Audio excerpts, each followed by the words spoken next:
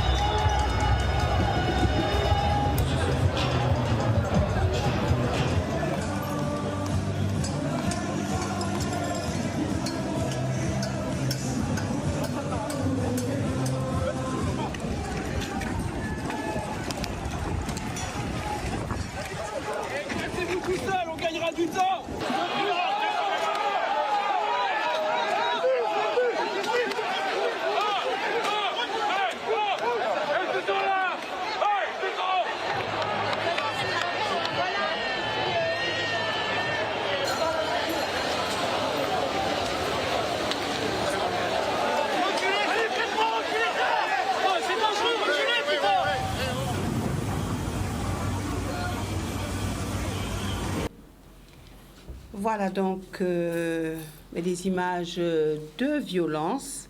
Alors c'est vrai qu'on a toujours tendance à dire que la Guadeloupe est le département le plus violent, à voir des images de violence en Guadeloupe. Nous arriverons avec les 2 autres vidéos sur la Guadeloupe, mais j'ai quand même voulu qu'on ait des images qui ne sont pas d'ici, pour montrer aussi le visage que peut avoir la violence ailleurs. Merci d'être sur ce plateau. Maintenant, vous avez regardé cette vidéo. La première question qui est toujours la même, hein, qu'est-ce que ça vous a inspiré? Et je débuterai par Anaëlle. Alors, cette vidéo m'inspire plutôt le mécontentement de la population. Pour moi, ça serait surtout ça, vu tout ce qui se... Enfin, toutes les décisions qui ont été prises par le gouvernement. Je pense que la population, et notamment la jeunesse, a décidé de mettre les pieds dans la rue, comme les Guadeloupéens souvent ont fait, quoi. Donc, on peut dire qu'aujourd'hui, on peut arriver à se dire que c'est normal qu'il y ait des actes de violence. Normal, non, je dirais que non, mais c'est une réponse, c'est la seule peut-être réponse qu'on ait trouvée. Je dis on, parce que je me suis aussi déjà retrouvée dans des mouvements de grève, à faire des actes de violence aussi mesurés. Mais c'est une réponse puisque je pense que le gouvernement est sourd. Je ne parle pas seulement de ce gouvernement, il y a eu d'autres gouvernements qui sont passés et qui ont été sourds aux décisions au choix de la population. Et voilà. Donc, est-ce que c'est normal? Non, puisque l'acte de violence est répréhensible. D'accord, on poursuivra avec vous tout à l'heure, Anaëlle, parce que j'aime bien, je me suis moi aussi retrouvée dans la rue pour des choses, et on verra hein, qu'est-ce qui peut emmener un individu à se retrouver dans une situation où il peut être violent, où il peut manifester son mécontentement par des actes de violence. Alors Marvin, oui, même question. Qu'est-ce que je pense de ces images? Alors, ce qu'on vient de voir, ce sont des actes de violence en marge de la manifestation du 1er mai. Oui. Donc, je pense que déjà, la manifestation ne se résume pas à ces actes, mais par contre, ce qui se passe, je pense, à la fin de ces manifestations, fait écho à ce qui se passe en France depuis déjà quelques années. Depuis au moins, je pense, 2018, de mes souvenirs, avec les Gilets jaunes. Les crises se sont succédées et la violence est montée crescendo dans les rues en France. Et ce qui s'est passé pendant les Gilets jaunes à l'époque, c'est que les gens manifestaient pour leur pouvoir d'achat. C'est parti des campagnes, des agglomérations, des grandes agglomérations. Et ça s'est condensé dans Paris. Et en fait, ils ont remarqué que quand ils allaient sur les Champs-Élysées et qui, du coup, étaient dans l'affrontement, étaient dans la casse, eh ben, le gouvernement commençait à trembler. Donc, je pense que ce qui s'est passé à cette époque des Gilets jaunes a marqué un tournant dans la manifestation populaire en France, je pense. Et là, du coup, on voit un peu de casse, mais ce qu'on a l'habitude de voir avec les Black Blocs sur les Champs-Élysées, pour moi, c'est le summum de la violence et de l'affrontement avec les forces de l'ordre. Donc voilà, c'est ce que je pourrais dire de ce que je viens de voir. Evita. C'est évident que cette violence, elle est visible, elle n'est pas discutable, justement en fin de manifestation. Mais moi, ce que je voudrais dire, ce qui pose vraiment problème quand on parle de violence, c'est quand justement on met le projecteur sur, voilà, les manifestants qui commettent des violences, qui brûlent, qui se révoltent, qui cassent, etc. Mais on oublie. Et c'est là où je dis qu'il faut toujours le rappeler, c'est que la violence, ce n'est pas seulement ça. La violence, ça peut être aussi une attitude. Ça peut être... il y a un auteur d'ailleurs qui disait que je reprends très souvent, c'est que la pire des injustices, l'injustice est la pire des violences. Donc, je veux dire, quand on veut parler de violence, il faut parler de tout. Mais j'allais poser la question justement après. Quelles sont les formes de violence qu'on peut identifier? Voilà, ça me gêne qu'on ne mette le projecteur que sur les manifestants et même pas au sein des manifestations, la violence des forces de l'ordre. Eh oui, c'est une réalité aussi, on ne peut pas la cacher. Et même s'ils disent qu'ils sont munis de la violence légitime de l'État, il faut savoir que parfois, ils font des actes d'ailleurs qui relèvent de l'IGPN. Donc c'est ça que je voudrais dire. Pour être juste et parler vraiment de manière très précise des violences politiques, en fait, dans le cadre de manifestations politiques, il faut parler de tout. Parce que beaucoup d'attitudes, beaucoup de comportements, beaucoup de décisions sont des vraies violences et on n'en parle pas. On va en parler ce soir. Samuel. Chers téléspectatrices et spectateurs de Canal 10, bonsoir. Je veux apporter un peu d'eau au moulin d'Evita. Je suis tout à fait d'accord avec elle lorsqu'elle dit on reconnaît déjà 5 formes de violence. Vous avez une violence qui est psychologique, vous avez une violence sexuelle, une violence physique, et puis vous avez la violence économique aussi, on n'en parle pas. Mais alors ce serait plutôt Samuel. Elle peut. Plutôt que Michel. Oui. Ce soir, c'est Michel Damour. Samuel. Ah, d'accord, j'ai pas vu que. Alors, c'est plus Samuel. Alors, c'est une violence. Oui. Sur le nom. Voilà. Donc, la violence verbale existe. Et on parle, il y a une violence qu'on cache, c'est la violence économique. Parce que parfois, elle détermine énormément de comportements dans la société. Alors, moi, depuis quelque temps, il y a un vocable utilisé par le gouvernement qui me dérange quelque part lorsqu'on parle de violence légitime appartenant à l'État. Je pense que c'était. Ce sont ça a été. Ce sont des auteurs qui ont parlé de violence légitime. Mais tant que les autres. On peut en parler encore plus, mais la violence légitime, effectivement. Voilà. Moi, ce qui me dérange, c'est que ce terme-là soit employé par les services de l'État. Puisqu'il y a un moment où il faut changer le terme, et le vocable est très important. Moi, avant, on entendait parler de force de l'ordre. Aujourd'hui, on entend parler de violence légitime appartenant à l'État. Donc, quelque part, on voit bien qu'il y a une sorte d'ascension de la violence, puisque on répond... en fait, la violence appelle la violence. Et Madame l'a dit, n'importe qui, vous êtes humain, vous participez à un défi, n'importe quoi, à n'importe quel moment, c'est quelque chose de presque humain de se sentir, c'est un comportement grégaire que le seul laisser emporter par un acte que peut-être que vous allez regretter après, parce que tous ces... Il ne faut pas oublier que beaucoup d'adultes aujourd'hui sont passés par ces... moi, je me souviens que j'étais président des bijoutiers de la Guadeloupe. C'est vrai qu'on avait des comportements très durs parce qu'on voulait se faire entendre. Et lorsque vous avez l'impression de ne pas être du tout entendu, écouté, vous avez tendance à réagir par la violence. Donc, quelque part, cette ascension de la violence, elle n'est pas, j'ai envie de dire, elle n'est pas c'est pas ex nihilo, ça dépend bien ça sort de quelque part parce que c'est voulu par... D'ailleurs, les services de l'État à l'époque, les différents gouvernements, lorsqu'il y avait une loi qui ne passait pas, en général, on revenait sous la loi, on discutait. Aujourd'hui, c'est vrai qu'on sait qu'il y a un président de la République qui a une feuille de route et qu'il pleuve, qu'il grêle, il vous dit, bon, je vais là, il trace sa ligne. Donc, alors, c'est une technique, moi je suis pas là pour analyser le comportement du président de la République, mais ça peut, quelque part, générer une violence, parce que imaginez-vous que des gens qui pendant... on sort d'une pandémie, c'est pas rien, c'est une période un peu particulière, c'est pas comme si tout s'était bien passé depuis 2-3 ans.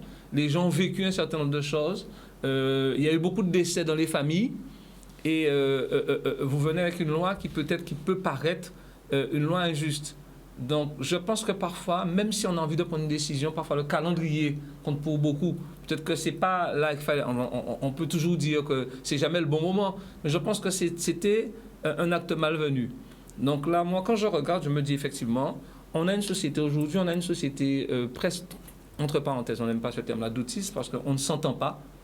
Et lorsque vous avez une violence elle peut venir du haut, mais les gens vont toujours réagir par la violence. Donc vous contestez ce fait de violence légitime de l'État? Je ne conteste rien du tout. Moi, ce que je fustige, c'est la désignation du terme lui-même, c'est le vocable, j'entends les ministres, vocable, l'État à la violence légitime. Oui. Moi, quand j'entends ça, c'est quelque part, c'est un terme qui devrait effrayer tout le monde, puisque normalement, on est dans une société où on devrait gommer la violence. Parce que le truc, c'est que c'est le concept de Weber, Max Weber, qui, en 1919, parlait de violence légitime de l'État. Bon, on peut dire qu'aujourd'hui, on a quand même quelque peu détourné cela du sens originel de ce que Weber disait. Donc, quand on parle de violence légitime, ben c'est pas l'État qui disait la violence légitime, ça a été vraiment conceptualisé. C'est un concept, oui. Mais pour moi, il devrait être déconstruit.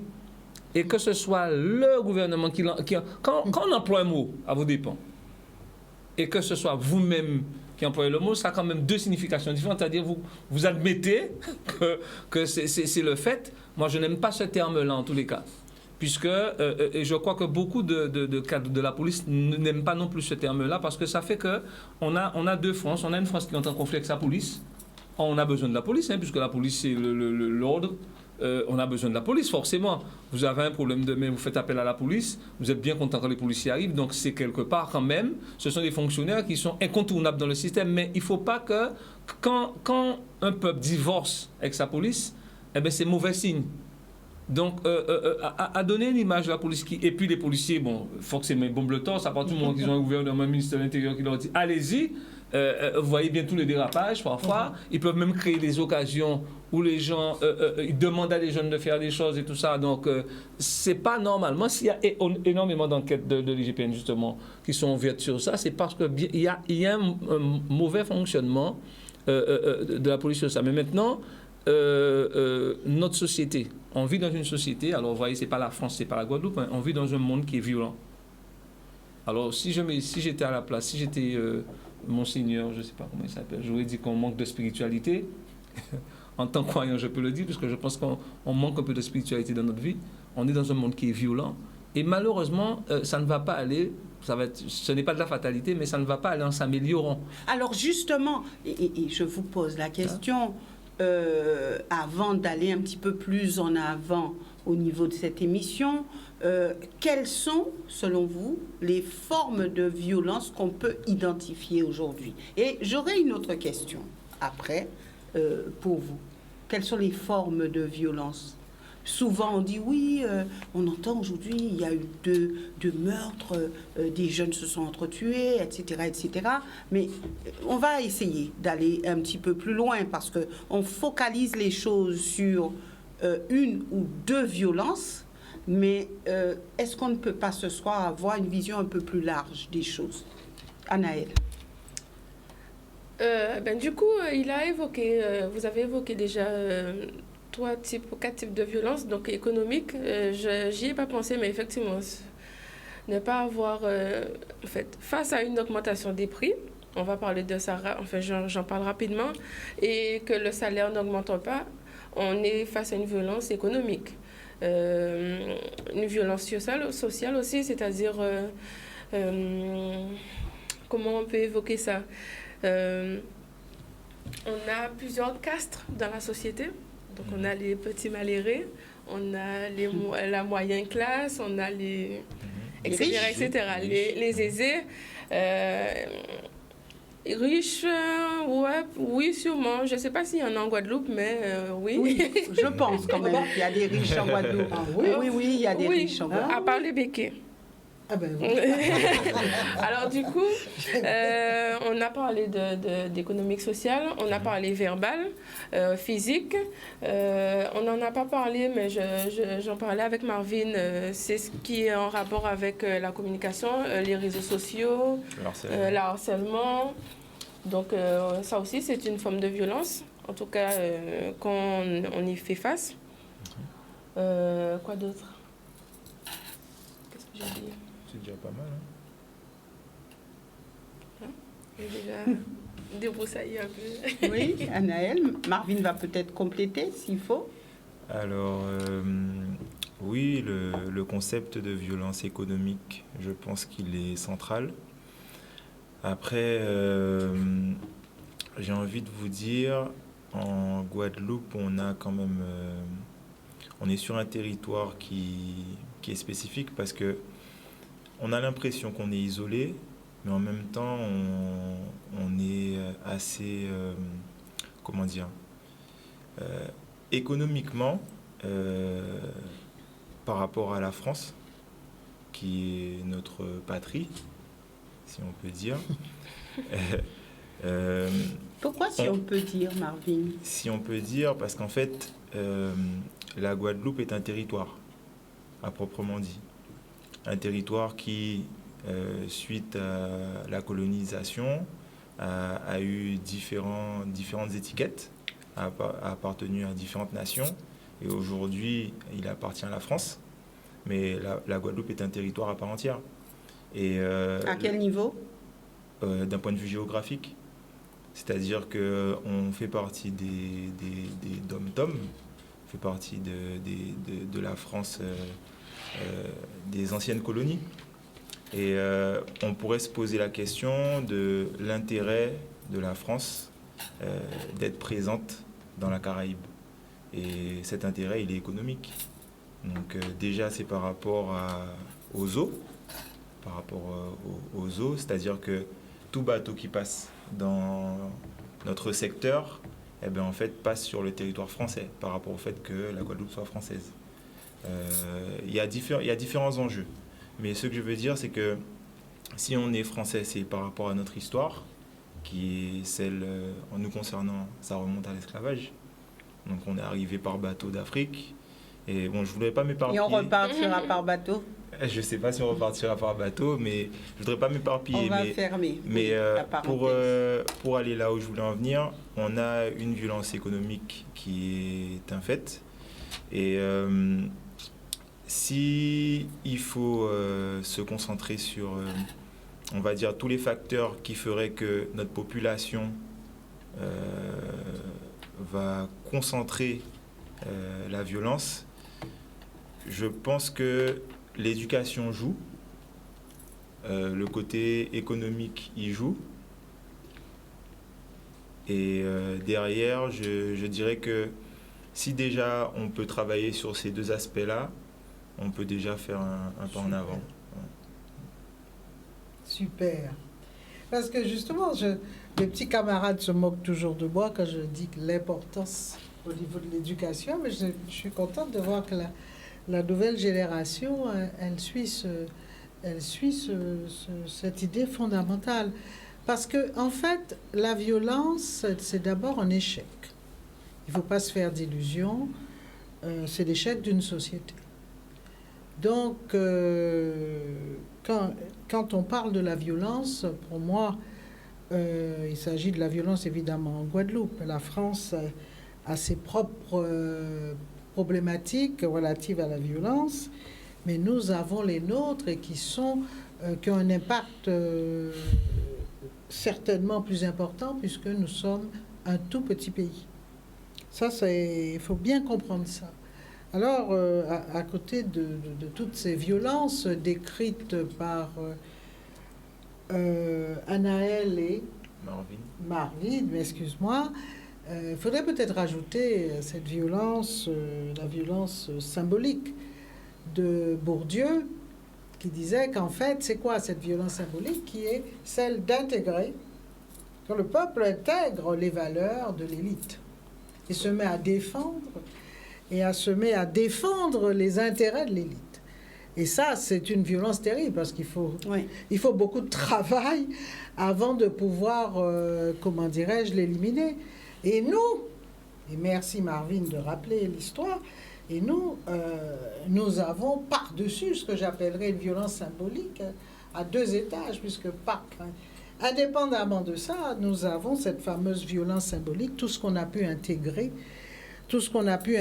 et qui n'était pas nous et qui met beaucoup de charivari dans nos têtes.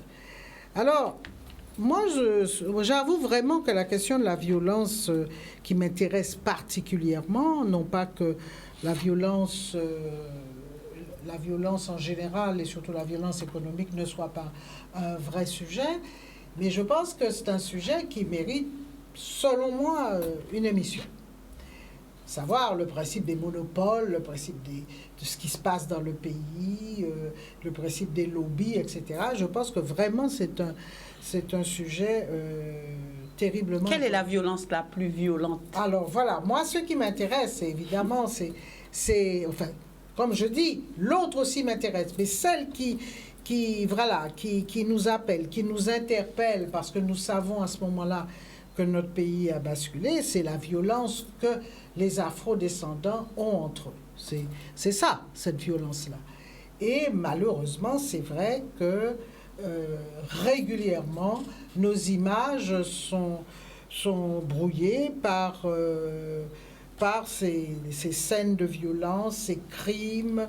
C'est souvent des crimes qui paraissent, évidemment, qu'on dit gratuits. Mais en fait, ils ne sont pas gratuits, puisqu'ils viennent de beaucoup de siècles avant, et ce sont des violences dues à ces problèmes d'estime de soi et autres. On peut tuer pour un regard. Si on tue pour un regard, c'est qu'on n'est pas très bien dans sa peau, et etc., etc. Et moi, c'est cette violence-là qui m'inquiète. C'est qu'on n'est pas très bien dans sa peau. Ah oui, je suis désolée. Si on tue quelqu'un et il dit, c'est arrivé, un jeune qui a tué un autre parce qu'il a dit ne cessez de me regarder, je veux dire, c'est qu'il a un problème avec lui-même. Dans sa tête. Ah oui, c'est clair. S'il était bien dans sa tête, qu'on le regarde ou pas, je veux dire, il ne s'en rendrait même pas compte. Ce que je veux dire par là, c'est que moi, ça fait maintenant plus de 20 ans que nous, les avocats pénalistes, on disait attention. La violence est en train de basculer, il faut faire quelque chose. Parce que pourquoi? Parce qu'on se rendait compte dans les audiences, notamment de cours d'assises, que ceux qui tuaient en général pleuraient. Ils se disaient, mais comment ai-je pu faire ça? Je l'ai fait sous un coup de colère, etc. Et puis petit à petit, on a vu apparaître ceux qui assumaient leur crime. Donc il s'agissait bien d'un système qui basculait. Alors, et moi, voilà un sujet, peut-être qu'on me dira que ça aussi, ça mérite une émission entière. C'est que ce qui doit pouvoir nous intéresser, c'est de savoir, est-ce que le système actuel, tel qu'il est en Guadeloupe, permet d'empêcher un jeune gamin qui n'a pas eu toutes les chances des autres, qui n'a pas l'environnement nourrissant pour pouvoir avoir une vie normale, est-ce que ce gamin-là, en fait, on lui offre des possibilités quand même de reprendre le droit chemin? Et moi, je dis non.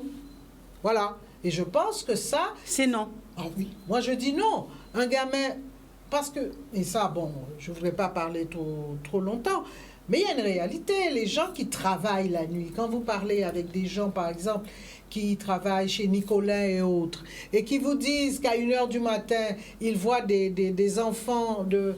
je sais pas, 11 ans, 12 ans sur un vélo qui vont à la station, qui ne ferment pas, et pour acheter une brique de lait, un petit biscuit sec, parce que la maman n'est pas rentrée ou le papa n'est pas rentré, enfin, il n'y a personne dans la maison, je veux dire, on sait déjà qu'il n'a pas toutes ses chances. Et ça, il faut pas se leurrer. Donc, il n'a pas toutes ses chances. Qu'est-ce qu'on peut proposer? C'est ça qui me paraît intéressant. Quels sont les moyens préventifs? Et quels sont les moyens aussi répressifs? Or, nous avons, il faut mettre le doigt dessus, nous sommes dans un système français qui n'a pas choisi. Et c'est ça qu'il faut bien comprendre. Il y a des systèmes, par exemple la prison, pour prendre le cas de la prison, ben, je suis désolée, les Américains ont choisi, beaucoup d'États ont choisi la prison qui casse. D'autres pays, comme les pays nordiques, ont choisi la prison qui libère, la prison qui rééduque. La France n'a pas choisi. Donc nous sommes, enfin je veux dire, elle n'a pas choisi chez elle, mais surtout en Guadeloupe, c'est que nous sommes par exemple un gamin qui a fini par après, puisqu'il n'y a pas de centre fermé dans ce pays-là. C'est-à-dire que le gamin qui fait beaucoup de bêtises, et à un moment donné, il faut pouvoir lui dire, voilà, ta dernière chance avant d'entrer en prison. Il n'y a pas de centre fermé en Guadeloupe. Donc après, il va basculer en prison. Et qu'est-ce qui se passe? Le système pénitentiaire en Guadeloupe, j'espère qu'on va en parler tout à l'heure, ben on n'a pas choisi. C'est-à-dire qu'on ne casse pas et on ne réinsère pas. On fait quoi alors? Eh ben voilà. Eh bien voilà, c'est la réalité. Les gardiens tentent de l'expliquer depuis des années. Ils se battent pour ça. Des députés français sont venus à l'époque. Ils sont venus, des Wocardiens, je me souviens, sont venus. Il y en a même qui en sortant, étaient prêts à vomir tellement les conditions, surtout la prison de Basse-Terre, à l'époque. Et ça n'a pas changé depuis, donc j'imagine. La prison de Basse-Terre, elle est terrible. Et, comment dirais-je, mais oui, on en parle beaucoup, mais concrètement, qu'est-ce qu'on fait? Combien de formations on offre aux prisonniers? Il y a un petit pourcentage qui a droit à formation. C'est ça que je voudrais dire. Je veux dire, on dit les jeunes, parce que souvent, oui, ils sont jeunes, ils n'ont pas 90 ans quand ils frappent leurs camarades, mais je veux dire, il faut savoir... on n'a plus la force. Voilà, je veux dire par là, il faut savoir... Il faut que les Guadeloupéens sachent que le système actuellement ne permet pas, ne donne pas toutes ces chances à ceux qui vont se retrouver un jour avec une arme ou autre. Et puis la question des armes. Voilà encore une question. Qui nous ne fabriquons pas d'armes? Comment ça se fait que les armes rentrent comme on veut? Je veux dire, il y a tellement de problèmes autour de cette question de la violence. Donc, c'est même pas par quel bout commencer, c'est ça? Non, mais c'est extraordinaire parce qu'il faut que tout le monde prenne ça en main. Et c'est pour ça que je pense que les politiques, voilà une question fondamentale qu'on devrait leur poser. Que faites-vous? Parce qu'ils ont un rôle à jouer. Attention, hein, ils ne peuvent pas dire c'est l'État. On ne peut pas se contenter de dire c'est l'État. C'est ton pays. Si l'État est défaillant, tu dois pouvoir faire quelque chose. Alors justement, il y a quelques difficultés pour avoir les élus sur ce plateau. Mais ils veulent pas. Les sujets sont un peu compliqués, je l'admets, mais ce sont des questions qui doivent avoir des réponses. Donc, nous ferons, on va dire, un tir groupé, puisque nous sommes à la 3e émission où les élus sont censés venir et porter des solutions. Donc, nous ferons sur une émission de 2h30, nous poserons toutes les questions où j'espère en tout cas qu'il y aura plusieurs élus qui accepteront de venir sur ce plateau. En tout cas, ce serait bien si les élus pouvaient venir répondre à ces questions et puis que la population sache en fait s'il y a de vraies réponses et si nos élus sont à même d'y répondre, de porter réponse à ces problématiques. Maintenant, Samuel, qui a entendu un peu tout le monde et qui a certainement aussi son avis sur tout cela.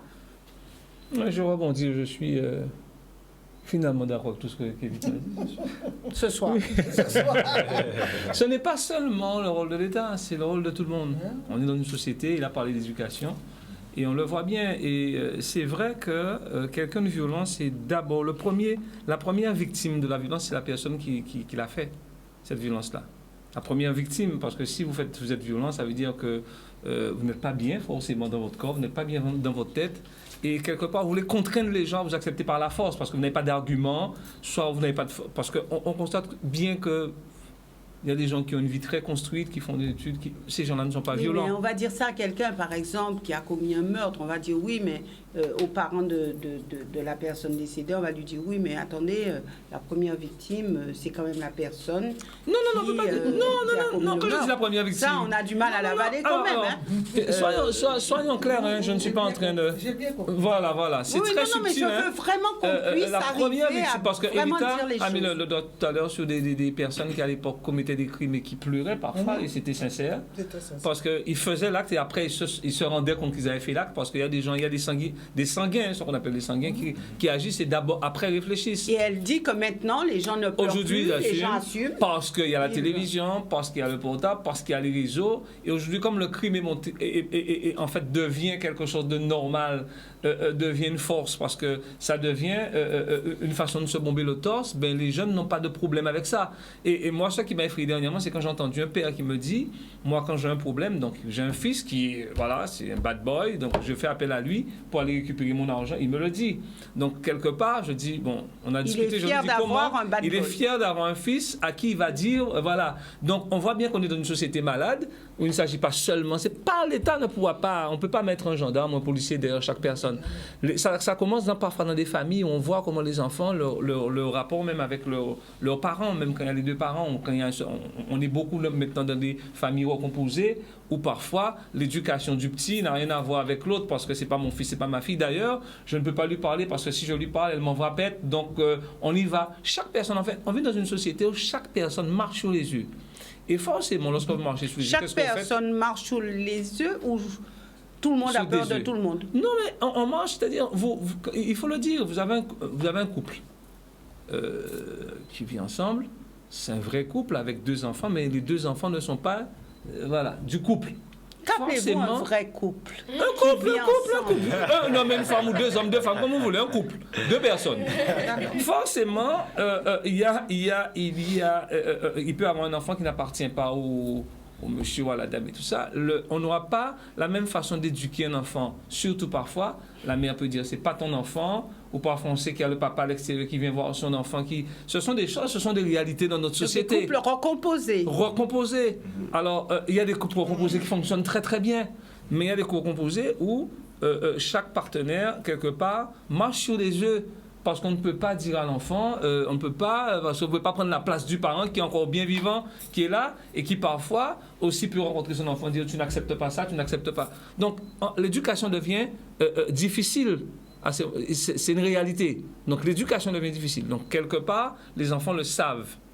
Et ils en jouent dernièrement dans mon entreprise. Alors, dimanche dernier, pas plus tard que dimanche dernier, un petit garçon qui arrive, mes parents m'ont violenté, tout ça, l'enfant est arrivé, mais on voit que c'est un petit garçon bien propre et tout. Et on appelle les policiers. Donc les parents avaient déjà pris contact avec le commissariat, mais on s'est rendu compte, les policiers se sont rendus compte que l'enfant, en fait, c'est joué d'eux.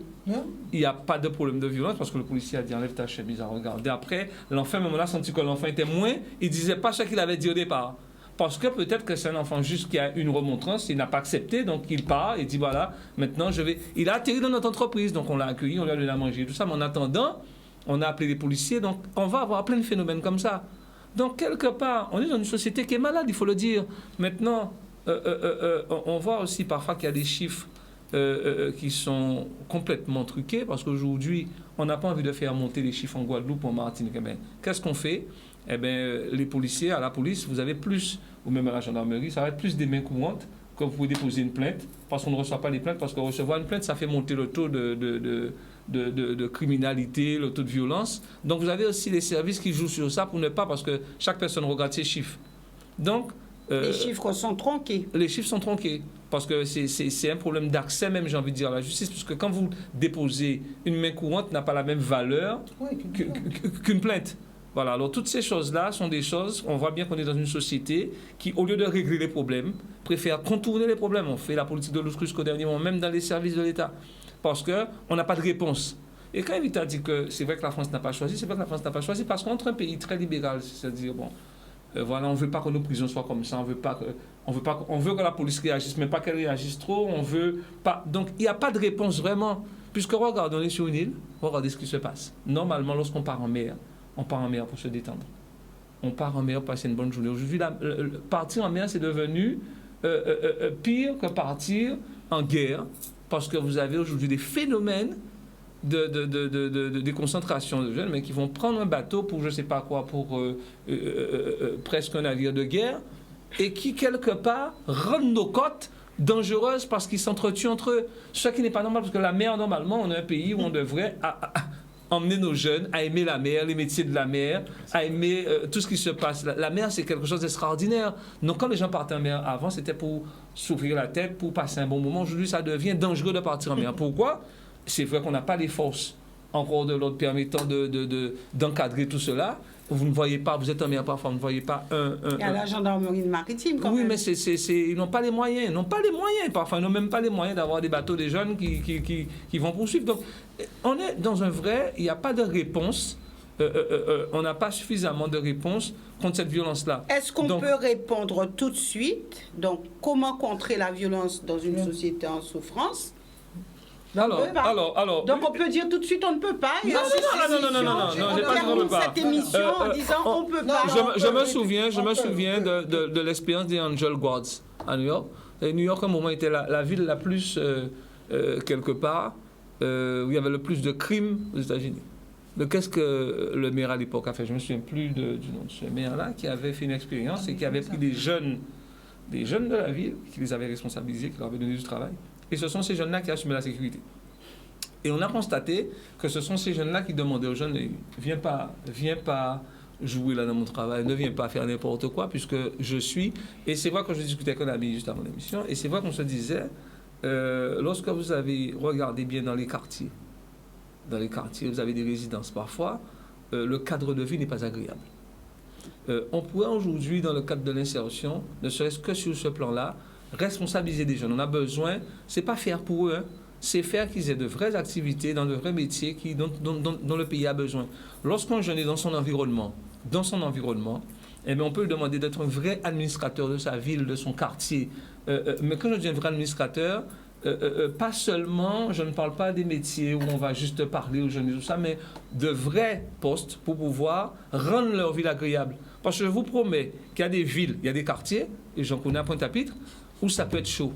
Mais en tous les cas, jamais des personnes de l'extérieur ne vont venir faire n'importe quoi. Parce qu'il y a une sorte de... Les jeunes du quartier gardent ce quartier-là. Je ne vais pas nommer de quartier précisément, mais gardent ce quartier-là. Et les personnes âgées qui sont dans ces quartiers-là sont protégées. Les commerçants qui sont dans ces quartiers-là sont protégés. Donc ça veut bien dire qu'il y a des choses qui fonctionnent. D'accord. Donc, il faut peut-être regarder là par là, parce qu'ils ont leur mot à dire aussi, parce que j'aime bien, souvent on utilise les jeunes pour faire de la propagande, mais parfois on ne leur demande pas. Il faut aussi qu'ils aient la parole, parce que, de toute manière, sachez, moi je pense qu'on ne pourra pas sauver tout le monde. On ne peut pas sauver tout le monde, c'est pas vrai. Souvent on parle qu'il n'y a pas de travail, c'est pour ça que... Alors, ça n'existe pas. Les causalités un peu faciles du genre, c'est il faut qu'il y ait de l'insertion, il n'y a pas de travail, tout ça, non, ça ne marche pas comme ça. Vous avez des gens qui ont vraiment déconnecté avec le monde du travail, qui n'ont pas envie de travailler tout simplement, on le voit. Et qui ne travailleront plus jamais? Non, peut-être qu'ils vont travailler, peut-être... travailler du tout? Non, il y a des gens qui sont comme ça lorsqu'ils sont jeunes et lorsqu'ils prennent de l'âge, parfois ils changent. Mais ils n'ont plus la même force. Mais ils peuvent encore, quand je dis ils sont pas trop vieux, hein, mais je dis que c'est pas... Il y a un rapport au travail, il y a un rapport à la connaissance, il y a un rapport à la chose culturelle. Il y a aussi un philosophe qui disait que si les gens lisaient plus de poèmes, il y aurait moins de violence. Parce que lorsqu'on reçoit des images, parce qu'il y a des messages subliminaux qui ont vraiment une force, lorsqu'on reçoit des images en permanence de violence sur l'écran, mais forcément, eh bien, si on n'est pas équipé pour, c'est-à-dire on n'a pas un contrepoids qui fait qu'on a un bagage intellectuel, qu'on a autre chose pour pouvoir, j'ai envie de dire, contrebalancer les informations qu'on reçoit, mais forcément ça fait de vous des gens violents, quelqu'un de violent. Donc je dis qu'il n'y a pas, tout n'est pas mort. Mais en tous les cas, il y a à réfléchir et je ne pense pas que ce soit seulement les services de l'État, seulement nos élus déjà. Moi, je dis que ce n'est pas normal. Ce n'est pas normal que dans une émission comme celle-là, si des élus sont invités, ils ne viennent pas parce que quelque part, c'est eux qui font. Ils n'ont pas encore été invités, hein, celle-là. C'est pour. Ils n'ont pas encore été invités à celle-là. Donc, ça sera le deuxième volet. Alors, Evita, rapidement. Ah ben, non, rapidement, parler. Ensuite, les jeunes. Et ensuite, nous regarderons une deuxième vidéo. Allons-y, Evita. Parce que Samuel a parlé des jeunes là tout à l'heure. Oui. Effectivement, ce que je voulais dire, et le propos d'Anaël et de Marvin m'intéresse énormément, puisque c'est la nouvelle génération. Donc, voir comment ils voient les choses. Mais moi, je voudrais dire deux choses. Pour les enfants d'abord, la Guadeloupe a la chance d'avoir, dans tous les domaines, des gens excessivement brillants. Ça, c'est une caractéristique de ce pays-là. Nous avons un psychologue qui s'appelle Alain Dorville, que tout le monde connaît, c'est lui qui a créé cette fameuse méthode pour que on apprenne à lire. Et qui a des milliers de gamins ont appris à lire comme ça avec sa méthode. Il a une méthode qui s'appelle autour du vivre ensemble. Et on a fait une journée de travail avec lui, avec Patricia Bafon-Troubaud, et il nous a expliqué sa méthode. Et moi-même, j'ai appliqué sa méthode à moi-même. J'ai dit, mais c'est incroyable. Or, cette méthode, il l'a fait pour les petits. Comment on peut apprendre à des enfants à vivre en harmonie avec les autres? En apprenant en apprenant à l'enfant à ne pas faire certaines choses qui pourraient être violentes ou autres vis-à-vis de son petit camarade, parce que il pourrait aussi recevoir exactement la même expérience de son camarade. C'est une technique, une méthode qui est remarquable. Moi, je veux savoir comment quelqu'un d'aussi brillant, avec une méthode aussi efficace, et ça pourrait être terriblement innovant, que dans les petites classes, les enfants soient déjà formés à ça. Eh bien, ce sont des enseignants qui prennent leur porte-monnaie pour suivre la formation de Dorville. Et je me dis, voilà pourquoi la région, le conseil général ne peut pas décider qu'on paye une formation à tous les enseignants des petites classes, du primaire, aux petits-enfants guadeloupéens. Voilà une chose qu'on pourrait faire. Évidemment, on dépensera peut-être moins de choses ailleurs, mais voilà une chose qu'on devrait faire. Voilà un combat que les élus devraient mener. Donc, je veux dire par là qu'il y a 36 façons de sortir de l'impasse, de la violence dans laquelle on est. On ne va pas nier non plus qu'il y a des endroits où les gens disent à partir d'une certaine heure, je n'y vais pas. Donc, s'il y a 36 façons, qu'est-ce qui coince? Pourquoi est-ce que justement, c'est la question que je me pose. Parce que nous avons passé notre temps à déjà détruire ce qu'on avait. Saint-Jean-Bosco, moi je connais des gens qui ont fait Saint-Jean-Bosco et qui me le disent. Et qui sont maintenant, et ils m'ont expliqué comment ça fonctionnait. Saint-Jean-Bosco, c'est une espèce de centre fermé, où justement les jeunes là, qui étaient au bord du précipice de la délinquance, les parents les mettaient là. J'en connais.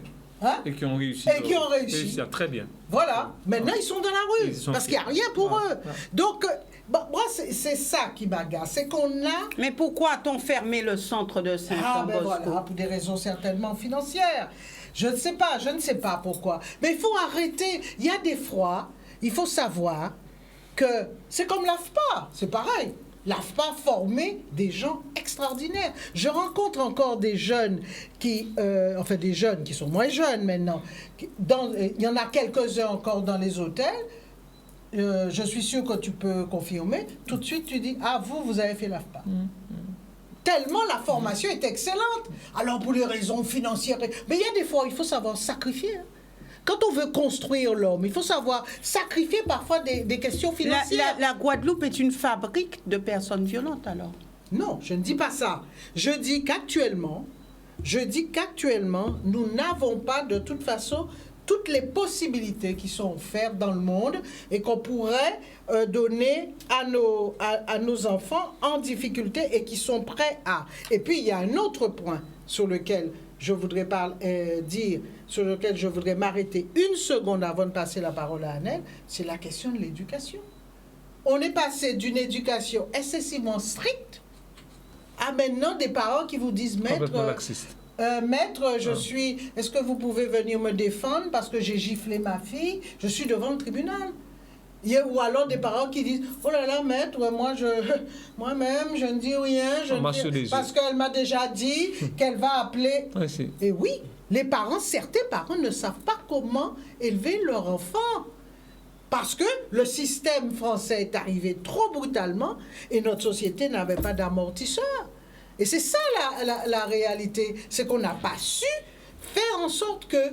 Donc voilà, j'ai évidemment, Anaël, mille excuses, mais il fallait que parce que c'est essentiel. Marvin, êtes d'accord avec tout ça? Vous avez le droit de ne pas être d'accord et surtout de ne pas être d'accord et de dire ce que vous pensez réellement. Alors, je pense que c'est le serpent qui se mord la queue. Je suis d'accord avec pour certaines choses que vous avez dites.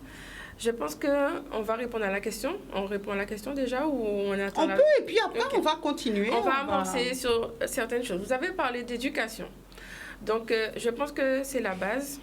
J'aime beaucoup cette phrase de Marcus Garvey qui disait qu'un arbre sans racines est un arbre qui est destiné à mourir. Donc, ça veut dire que si on veut construire un homme de demain, une femme de demain, ça passe par la connaissance, par l'estime de soi. Je pense que la valorisation de soi peut être un acteur de mieux-être pour le lendemain. Alors, on parlait d'éducation. Ça commence par là, éducation familiale, éducation scolaire, donc connaissance. Et pour ceux qui ne sont pas à l'aise avec le système éducatif maintenant, il y a d'autres systèmes qui existent, il y a des écoles privées qui existent, etc. Pour ceux qui sont en échec scolaire, il existe aussi des centres. On a parlé de centres fermés qui n'existent plus, mais en fait, même quand il n'existe plus trop de prévention non plus, puisque maintenant les systèmes, le service de l'État n'ont pas les moyens, tout simplement. À l'éducation nationale, on est en pleine, comment dire ça, on supprime des postes. Donc quand vous avez... Alors ça veut dire que les services de l'État n'ont pas les moyens? Les services de l'État ne veulent pas mettre les moyens. Je dirais plutôt ça. On remplace? On remplace ou on fait avec ce qu'on a. On fait le minimum pour pour juste assurer le minimum. Je pense que l'éducation aussi passe par là. Donc quand on est en difficulté, notamment avec les enfants, je vais parler du primaire, du collège. Quand vous avez des classes, parce que je discute aussi avec des professeurs, quand vous avez des classes de 29 enfants qu'il faut gérer, apprendre, et tout le monde n'a pas le même rythme d'apprentissage, ben, du coup, on a forcément ceux qui sont laissés pour compte. Donc là, il y a déjà une défaillance par rapport à ça. Donc, la première solution, ça serait de maximiser les chances des enfants, des jeunes, qui apprennent. Ensuite, on a parlé, je passe à la deuxième étape, si quelqu'un est déjà violent ou qui est au bord du précipice, comme Evita a dit. Donc là aussi, en fait, il existe des formations. Il existe des formations pour pouvoir reprendre les études. Il existe aussi, pour ceux qui ont des projets professionnels, des aides. Mais là aussi, le bas blesse, c'est parce que on n'a pas la connaissance d'avoir, ou bien on met des bâtons dans les roues pour minimiser les chances d'avoir des aides de l'État. Qui met les bâtons dans les roues? Je pense que... Je ne saurais pas dire qui, mais je ne vais pas parler du Guadeloupéen lui-même. Mais c'est-à-dire que moi, je veux monter une entreprise. Je sais que je ne suis pas forte à l'école, je veux monter une entreprise, je n'aime pas la paperasse. Il faut prendre son bâton de pèlerin pour pouvoir monter son entreprise. Quand vous allez au service de l'État, il faut aller de 9h à 10h. parce que c'est ouvert que pour cette partie-là, c'est ouvert que d'une certaine partie, enfin que d'une certaine tranche d'horaire, pardon. Ensuite, vous y allez, vous avez la chance de retrouver. Non, on va vous dire d'aller sur Internet, de faire votre démarche sur Internet. Malheureusement, j'ai des lacunes sur Internet. Je fais comment? Je vais voir quelqu'un qui va m'aider, etc. J'arrive. OK. Ensuite, on va vous dire qu'il manque des papiers. En fait, je pense que malheureusement, entre guillemets, si on n'a pas le courage, si on n'a pas la force, si on ne prend pas son bâton de pèlerin pour pouvoir survivre, je dirais même pas vivre, survivre, on est laissé pour compte. Ensuite, on a parlé, bon, la violence n'est pas que du côté des jeunes, elle existe aussi, maintenant on le voit, les personnes aussi, les adultes aussi commettent des actes de violence. Et là, je pense que ça serait plutôt dû à la violence économique. Quand un retraité ou quand même avant d'être retraité, on fait tout pour pouvoir survivre. On a une paye, mais malheureusement, les prix ont augmenté. Du coup, il faut faire 2 emplois. Donc, si j'ai 2 emplois, je suis moins à la maison. Donc, du coup, là aussi, on parle d'éducation. Je suis moins à la maison. Donc, je peux moins éduquer mon enfant. Il y a tout un système qui fait que il y a des solutions pour chaque strate. Mais c'est le serpent qui se mord la queue. Et je m'arrête là, je laisse Marvin. Marvin. Oui, alors on a abordé plein de sujets et c'est intéressant d'avoir les avis de chacun ou l'avis de chacun. Moi, je voudrais mettre l'accent, dire quelques mots en fait sur la famille et l'éducation. Donc, ce que je voudrais dire, c'est que, par exemple, pour revenir sur le cas des familles recomposées, je pense qu'il y a un équilibre à trouver. Et cet équilibre, peut-être que le choix justement d'être non violent, ça peut être un choix intéressant aujourd'hui, dans la mesure où la violence, on l'a connue et on la connaît. Et je pense que dans le cadre de la famille, les violences intrafamiliales, comme vous nous avez donné un chiffre tout à l'heure à ce sujet, je pense qu'on peut faire un pas en avant, peu importe la structure de la famille, si jamais on essaye de transmettre une éducation sans violence. C'est-à-dire que moi, je parle en tant que père de famille. J'ai une petite fille et avec ma compagne, on a décidé de ne pas la taper. Tout simplement. Elle est encore petite. On n'a plus le droit de taper. Peut-être qu'on a le droit de taper ou pas, mais on n'a plus le droit. Ce que je veux dire, c'est que nous, on a décidé comme il n'y a plus le droit, donc c'est plus un choix. De couples de ne pas taper, parce qu'il y a ce que la loi prévoit et il y a ce qu'on applique dans son foyer. Et derrière, je pense qu'il y a cette solution-là aujourd'hui. On peut faire autrement qu'avec des coups. Et ça peut Comment ? On peut éduquer autrement qu'avec des coups. Comment ? Donc en fait, avec en déjà quoi faisant ? en donnant du temps, de l'écoute et en fait de la pédagogie. Mais ce que je veux dire, c'est que parfois les coups, c'est un cercle vicieux. C'est-à-dire que lorsqu'on rentre dedans, on ne sait pas comment s'en sortir parce que ça devient une habitude. C'est-à-dire qu'on arrive à un certain stade, si l'enfant franchit cette ligne, ce sont les coups. S'il franchit cette ligne, ce sont plus de coups. Et en fait, alors, Marvin, en face, il y a des personnes qui ont certainement été tapées, qui ont certainement... l'éducation, c'était comme ça. On avait le droit. Bien sûr. Les parents avaient le droit de nous taper. Et, alors, ma mère était contre les coups. Donc j'ai eu cette chance. Oui. Elle était contre les coups. Elle était très moderne. Alors, Sam, les coups. Alors, j'avais un père qui avait tellement d'autorité que vous n'alliez pas lui donner le temps de vous taper parce que c'est son regard. Voilà. C'est tout, mais c'est un père... En fait, je ne sais pas comment vous expliquer ça. Il y avait avant une autorité naturelle qui était verticale et qui ne... Il n'y a pas de discussion possible. C'est-à-dire, mon père il donnait un ordre. Ma mère, c'est vrai, était plus dans la... elle pouvait être plus cool. Mais enfin, je prêche une convaincue, puisque Iblis connaissait très bien mes parents. J'avais un père qui, vous n'aviez pas le temps de discuter, c'est pas... Mais attention, un père juste, mais qui ne tapait pas. Il y avait un regard, il vous donnait un cadre. Il fallait rester dans le cadre. C'était de la violence? Ça pouvait pas être pas du tout. Avec mon père, c'était fusionnel, pas du tout. Non, c'est l'autorité. C'est l'autorité, c'est une autorité naturelle. Alors, c'est le respect et l'autorité. Le respect, elle a dit quelque chose une chose quand même qui est importante. Alors c'est vrai que Marvin n'avait pas terminé, donc j'ai juste Marvin n'a pas voulu faire terminé. la passerelle. Marvin, allez-y, Marvin. On ne peut pas avoir ce plateau-là. Qu'est-ce qu'on disait? On disait les coups, je pense que ça peut être un premier pas, parce que on a grandi dedans. Ma génération, voilà, on a la trentaine. Eh ben, nous, à l'école primaire, on prenait des coups, on cassait des règles sous nos mains. Ah bon? Se mettre... Oui. Avant la génération des 30 ans? Ouais, on a connu ça? Oui, on a grandi dans ça.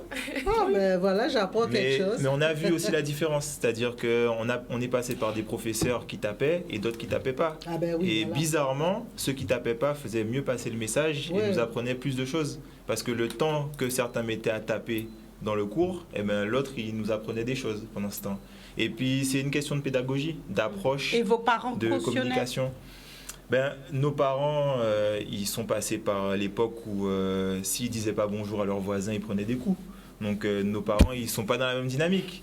Ce que je veux dire, c'est que les choses évoluent. Et aujourd'hui, on a quand même un petit peu de recul et on a des outils pour retarder, voire retirer cette partie de l'éducation. Et je pense que ça peut être un pas vers ce qui se passe dehors. Parce que si à l'intérieur de la maison déjà, on est dans quelque chose où il y a de l'amour, où il y a de la compréhension, où il y a de l'échange, où on essaye de déconstruire pour construire, et bien peut-être qu'à l'extérieur, la personne, l'enfant ou peut-être l'adulte qui sort de chez lui, mais là où il est dans son cocon, il se sent à l'aise, il est estimé, il est reconnu, il est accompagné, mais peut-être qu'à l'extérieur, il ne va pas être un démon. Parce que déjà, à l'intérieur, on lui donne quelques outils pour dehors se comporter décemment. Quoi. Je voulais juste répondre à Marvin. Nous devons marquer une courte pause, vraiment. Nous y sommes déjà depuis un petit moment. Donc, on reviendra avec vous, Evita, sur cette partie-là. Et puis, juste avant de reprendre, nous aurons l'occasion de regarder cette deuxième vidéo et de revenir avec vous, Evita.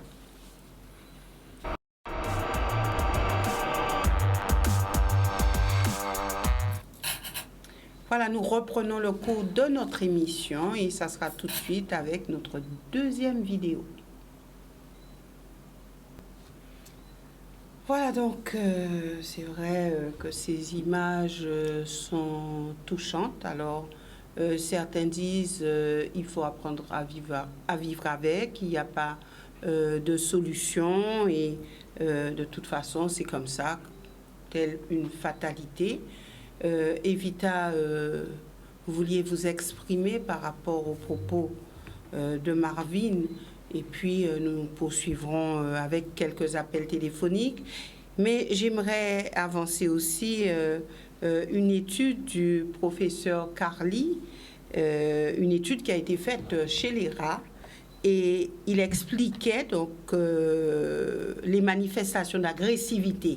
Et il disait que c'était une réaction instinctive lorsqu'un obstacle survient entre notre projet et sa réalisation.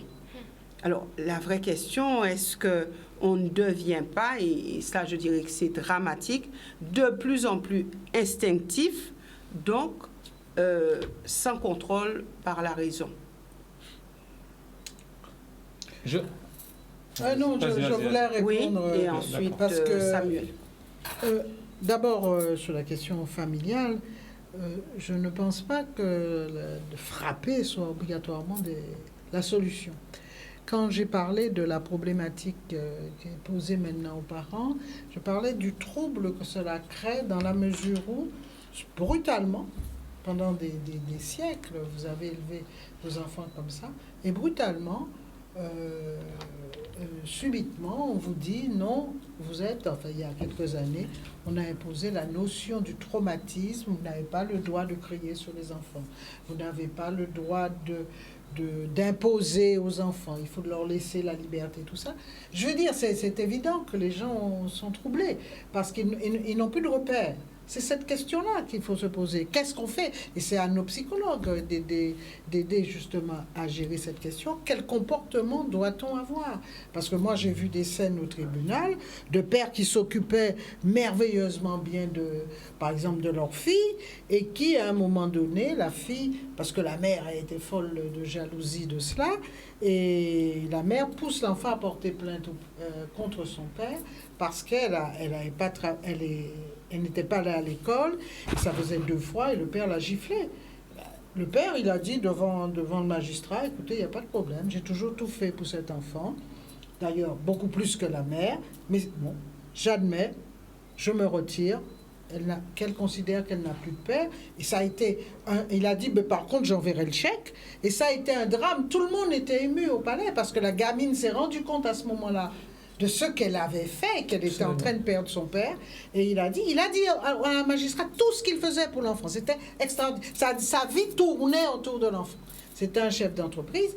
Et il a dit une seule chose, et ça je m'en souviendrai toujours, il a dit, moi j'ai 50 ans, je peux encore refaire un enfant. Et il a donné le dos et l'enfant était dans tous ses états. Voilà comment un système qui n'est pas bien adapté, comment les dégâts que ça peut faire. Donc j'ai dit, voilà encore une problématique. Alors pour la question des violences intrafamiliales, nous avons les manifestes de 308, nous avions lancé une grande opération sur cette question, mais il faut savoir que l'enfant, le petit garçon, qui voit son père frapper sa mère, la plupart du temps, malheureusement, il reproduit.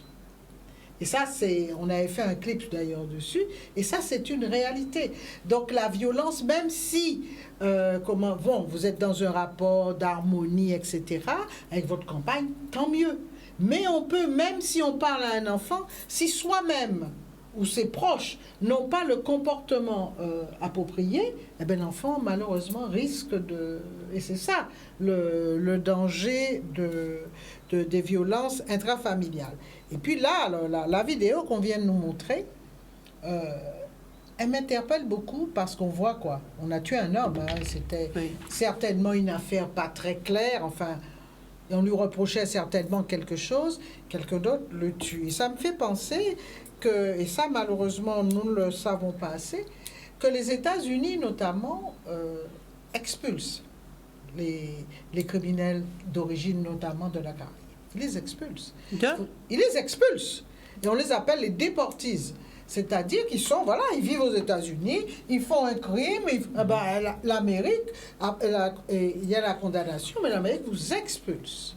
Et on voit arriver dans la Caraïbe, et on n'est pas conscient de ça. Beaucoup la Jamaïque, effectivement, la Jamaïque est très concernée, mais aussi, il n'y a pas que la Jamaïque, parce que de grands criminels arrivent là, dans notre zone. Et qu'est-ce qui se passe? C'est qu'ils viennent, par exemple, ici, ils organisent le trafic. Par exemple, quand il s'agit de la drogue, ils repartent obligatoirement. Eux, ils ne sont pas obligatoirement là. Ils organisent. Et ils ont leur lieutenant ou leurs soldats, absolument, etc., qui font le trafic pour eux. Mais là, c'est terrible parce que cette organisation-là, cette organisation est terrible et a des impacts extraordinaires sur une jeune génération qui... Et là, on revient à la question de l'éducation, de tout ce qu'on peut faire à l'école. Je ne cesse de le dire, alors je le dis un peu moins parce que mon ami Samuel va me critiquer, mais c'est vrai que tant qu'on n'aura pas aussi, parce que c'est important, tant qu'on n'aura pas réussi à ancrer un certain nombre de jeunes, ancrer dans leur histoire, régler les problèmes, de reconnaître les problèmes du traumatisme lié à l'histoire, l'esclavage, la colonisation, et tout ce que nous transportons entre nous comme plaie relative à l'estime de soi, eh bien, le jeune qui est là, qui n'a pas réussi à l'école, comme vient de le dire Anaël, c'est facile, hein, là, donc on vous dit, toi tu gagnes, ils le disent, hein, moi, maître, je gagne dans une journée ce que certains gagnent en 6 mois. Donc il faut bien comprendre que tout ça c'est très très complexe. Mais ce qui m'embête dans ce pays-là, c'est que le pays est petit. Quand il n'y a pas de... Quand à Paris, on se dit, bon, on peut être agressé dans tel quartier, mais on sait qu'il y a des quartiers qui sont sûrs. Là, le délinquant de Pointe-à-Pitre, en moins d'une heure, il est à Saint-Claude, il est à Baïf. Attention, je veux dire, on est dans un pays trop petit pour avoir négligé toute cette question relative à la construction même fondamentalement de l'homme. Parce que l'enfant bien ancré, même si on lui propose de vendre la drogue, il ne le fera pas. Nous avons un appel de téléspectateurs et puis nous reviendrons avec Samuel. Bonsoir, nous vous écoutons. Allô, bonsoir. Bonsoir. Allez-y, Oui, nous vous écoutons. Oui, bonsoir. Bonsoir. Bonsoir tout le monde. J'espère que ça allait bien. Alors moi, j'ai une question, pas question à poser et j'ai des interrogations. Oui. Alors, à peu près tout le monde a raison sur ce plateau, mais vu l'observation que j'ai fait moi depuis que je suis en Guadeloupe, je me dis que la Guadeloupe est dans une grande souffrance. Une grande souffrance parce que tout le monde est en train de se mentir. Une grande souffrance parce que tout le monde est en train de se mentir. Je me dis bien parce que, oui, il y a les élus, alors, on va dans une administration. On est coincé parce qu'il faut faire la queue, il faut faire plein de choses. Effectivement, il y a des maladies, il y a des jeunes qui ont des difficultés. Et du coup, on est dans une espèce d'esclavagisme, excusez-moi de vous dire ça, de toujours chercher à vouloir être rentré dans je sais pas comment vous expliquer ça, mais la Guadeloupe est dans une profonde souffrance. Et nos enfants le sont autant que les mères et les pères qui sont en Guadeloupe. Et tout le monde ferme les yeux par rapport à ça. Tout le monde ferme les yeux par rapport à la souffrance d'une mère, la souffrance du père. Moi, depuis que je suis arrivée en Guadeloupe, j'entends, oui, des mères qui touchent la CAF, elles ont des enfants, elles touchent la CAF, etc. Je suis choquée. Parce qu'il y a des mères qui ont vraiment envie d'aller travailler et qui ont vraiment envie de faire des choses pour leurs enfants, qui sont seules parfois, et qui se retrouvent dans une situation où elles doivent payer la crèche ou une garderie ou une personne pour garder leurs enfants, qui sont constamment en train de réfléchir comment elles vont faire pour pouvoir s'en sortir. Alors, quand tu vois ça, tu te dis, mais comment l'État peut laisser la Guadeloupe dans une telle souffrance, peut laisser des mères, des familles, des enfants dans une telle souffrance. Tout à l'heure, la jeune parlait d'enfants qui avaient des difficultés. Effectivement, il y a des enfants qui avaient des difficultés. Qu'est-ce que l'État met en place pour ces enfants qui ont des difficultés? C'est-à-dire que, par exemple, moi, je sais pas, moi j'arrive en Guadeloupe, mes enfants, je les ai mis en sport, je vois la différence. Alors, pour pas que les enfants traînent dehors ou quoi, j'ai payé 500 et quelques euros de sport. Un sport pour chaque enfant. Est-ce que vous croyez qu'une mère qui n'aurait pas peut payer 500 et quelques euros pour ses enfants, pour les mettre en activité? Qu'est-ce que l'État fait pour ça? Moi, j'ai vécu en France. Quand je me pose la question et que je me dis, mais qu'est-ce qui se passe? Pourquoi on est obligé de faire la queue comme ça? Pourquoi il n'y a pas des, comme en France, des lieux où à la mairie on peut aller faire tel papier? Pourquoi il n'y a pas des ponts pour qu'on reçoive directement en France pour que les enfants puissent s'inscrire en sport? Pourquoi il n'y a pas... Non, il y a un réel problème. Bon, je vois la maison de l'enfance, je vais en parler aussi. C'est un vrai ghetto pour nos enfants. Comment... Alors, chaque mère, moi je suis la mère pour moi de tous les enfants. Un enfant qui est à la maison de l'enfance, peu importe son histoire, peu importe ce qu'il a eu, d'accord, comment on peut accepter de mettre des enfants en souffrance avec d'autres enfants qui sont aussi en souffrance et qui répertorent leur souffrance sur d'autres enfants? C'est-à-dire que un enfant qui a son parent délinquant, et qui a souffert de ça, qui a souffert, qui était dans la violence, etc., qui envoie sa violence sur un autre enfant, qui l'envoie voler, c'est aussi un enfant qui est en souffrance et il n'a personne pour l'aider. Hein. Tout ça, ce sont des choses que je pense qu'on devrait revoir en Guadeloupe et que si tout le monde, mère, père, nous toutes mamans, nous toutes papas, si nous toutes, à tout le monde, et que nous toutes ayons conscience de ça qui t'a passé réellement en Guadeloupe aujourd'hui, hein, je pense qu'on y arriverait. Bon, tout était pour ça, parce que là, regardez, tout le système lâchait. Merci, tout est madame. cher en Guadeloupe, tout est difficile en Guadeloupe pour tout le monde. Hein. Merci, les parents madame. souffrent, les enfants aussi souffrent. On est tous dans une souffrance. Et comment on peut en sortir de cette souffrance? Merci, madame. Quand quelqu'un qui sort de France vient et dit oui, voilà, mais comment ça se fait que ça se passe comme ça en Guadeloupe et en France, c'est pas pareil. Merci beaucoup, madame. Oui. Merci beaucoup, madame. Merci et peut-être que vous aurez la réponse à votre interrogation. Bon, que faut-il faire? Et j'entends bien, j'entends ce cri-là que vous lancez. Et vraiment, cette émission est faite pour ça.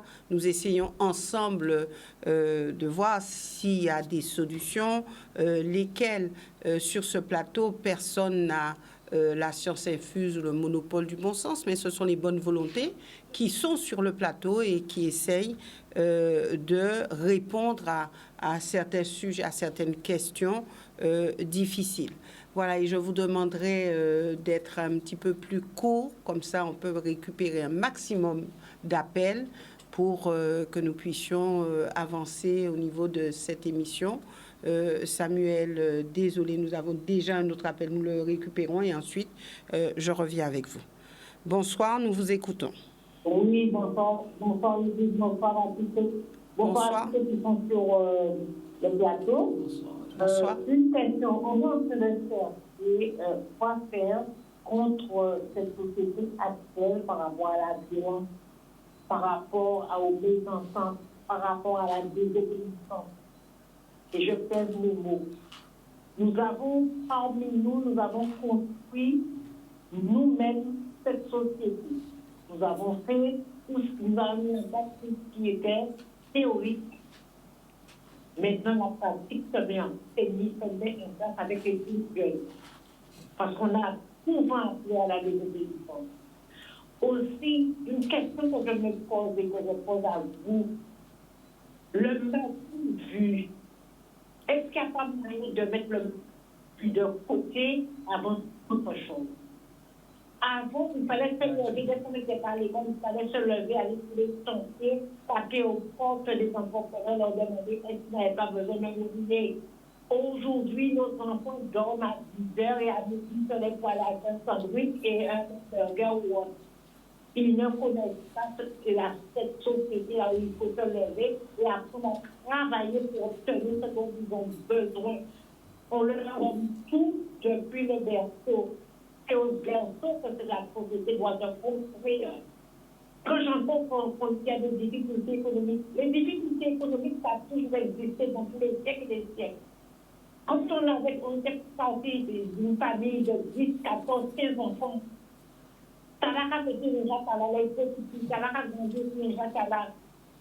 aujourd'hui, non, il faut qu'on ait le dernier cri pour du matériel.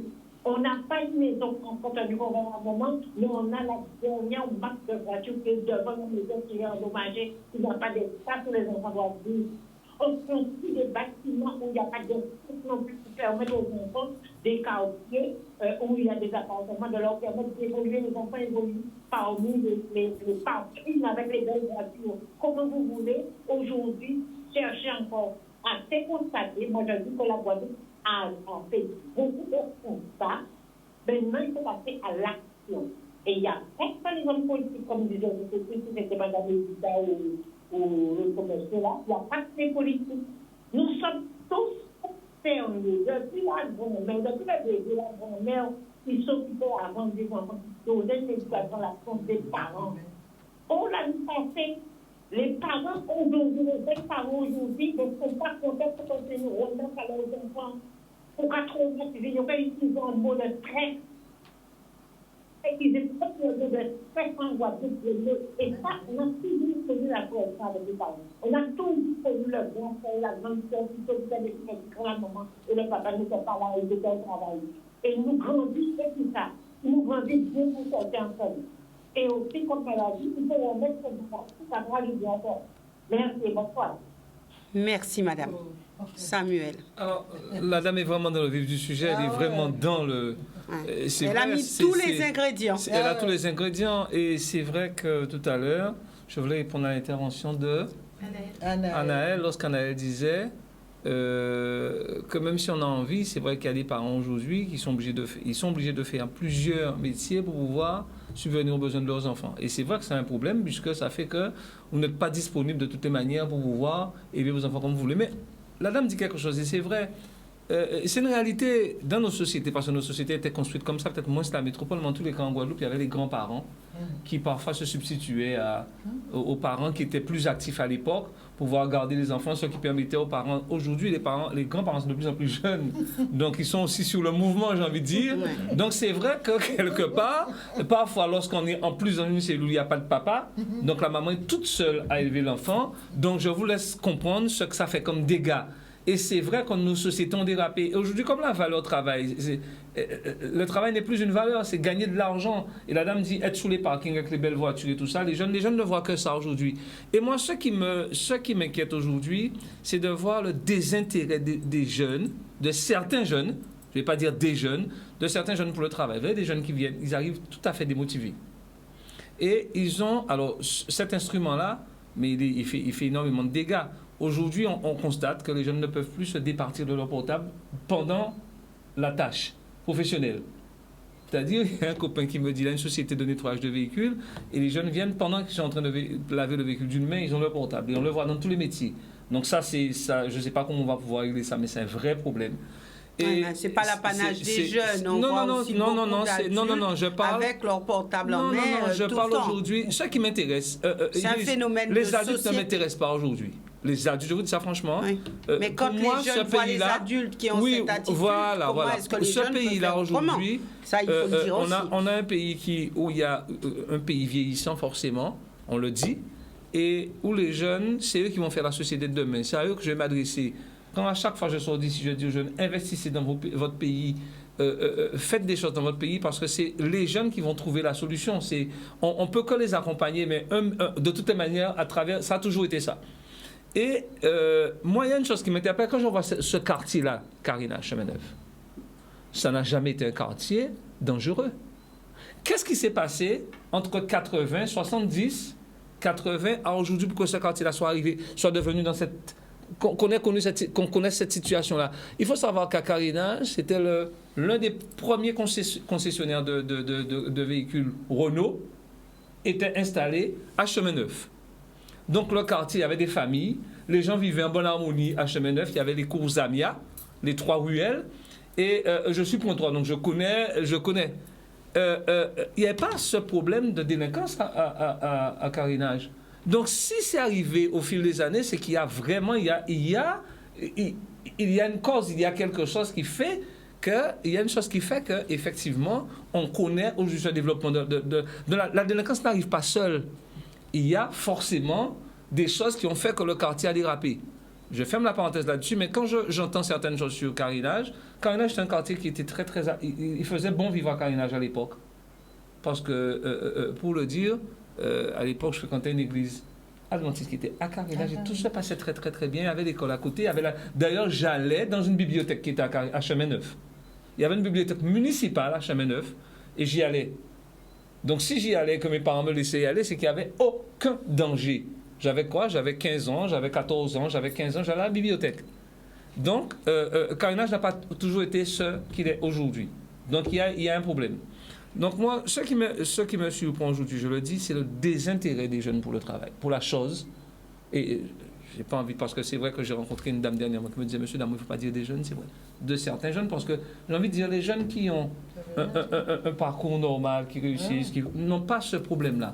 Mais les jeunes qui sont en souffrance, ceux qui n'ont pas les bagages. Parce que pourquoi j'ai parlé tout à l'heure des premières victimes sont ceux qui commettent les violences, c'est parce que, en général, vous verrez bien, il y a une sorte de physionomie du délinquant, c'est-à-dire, lui, en fait, vous allez voir que c'est quelqu'un qui est en échec parfois. Soit un échec scolaire, soit c'est un échec familial, mais forcément, il y a un échec.